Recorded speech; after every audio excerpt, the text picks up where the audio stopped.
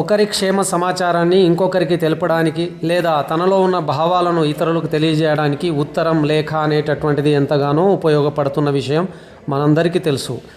ఈ విషయాన్ని పురాణ ఇతిహాసాలలో మనం గమనించినట్టయితే నారదుడు భూలోక వార్తలను స్వర్గలోకంలో ఉన్న వారికి తెలియజేయడం, స్వర్గలోకంలో ఉన్న వారి వార్తలను భూలోక వారికి తెలియజేయడం మనం గమనిస్తూ ఉంటాం. అలాగే రుక్మిణి తన ప్రేమ సందేశాన్ని ఒక బ్రాహ్మణుడి ద్వారా కృష్ణుడికి పంపడం, కాళిదాసు లాంటి మహాకవులు మేఘ సందేశం అనే పేరుతో కావ్యాలని రాశారు. కృష్ణుని రాయబారం, సంజయుడి రాయబారం, అంగదుడి రాయబారం మొదలైనవి మనం తన యొక్క వార్తలను ఇతరులకు అందజేయడానికే నడిపినవిగా భావిస్తాం. ఇక ఈ ప్రపంచంలో గనక మనం గమనిస్తే ప్రాచీన పర్షియా, భారతదేశం, చైనా మరియు ఈజిప్ట్ నాగరికతలలో దూతల ద్వారా సందేశాలు పంపడం జరిగింది. అంతేకాకుండా కొన్ని ప్రత్యేకమైన శిక్షణ ఇచ్చిన పావురాలు, గ్రద్దలను సైతం ఈ యొక్క సందేశాలను పంపించడానికి ఉపయోగించేవారు.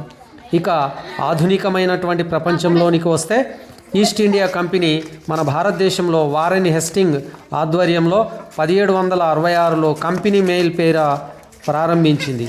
ఆ తర్వాత మనకు స్వాతంత్రం వచ్చిన తర్వాత 1972లో పిన్ కోడ్ వ్యవస్థను ప్రవేశపెట్టి ఈ పోస్టల్ వ్యవస్థను మరింత సమర్థవంతంగా చేయడానికి ఉపయోగపడింది.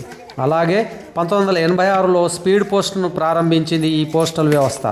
మరి 1900 జరిగిన తర్వాత 2018లో మన ఇండియా పోస్ట్ పేమెంట్ బ్యాంకింగ్ సేవలను కూడా ప్రారంభించింది. ప్రతి గ్రామంలో వార్తలను డాక్ సేవ, జనసేవ అనే ఒక సంకల్పంతో మరి వార్తలను ఉత్తరాల ద్వారా అందించడం ఈ యొక్క పోస్టల్ వ్యవస్థ యొక్క ప్రత్యేకత.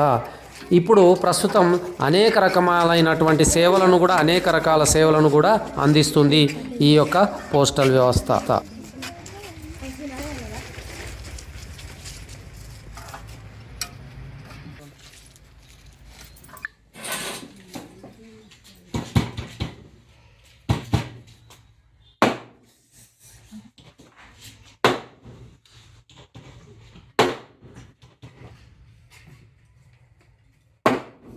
ఇక్కడ స్టాంపింగ్ చేసి ఎక్కడికి పంపిస్తారు సార్ మీరు? మాగాం నుంచి బైన్సాకి వెళ్తాయా సార్? బైన్సాల మరి బైన్సా నుంచి మళ్ళీ అక్కడ షార్ట్ అవుట్ అవుతాయి సార్? Okay sir, okay. పిల్లలు మరి ఇక్కడ సార్ మీ పోస్ట్ ఆఫీస్లో ఎలాంటి సేవలు ఉన్నాయి సార్ ఒకసారి చెప్పండి. పోస్ట్ ఆఫీస్లో సుకన్య, ఆర్డి,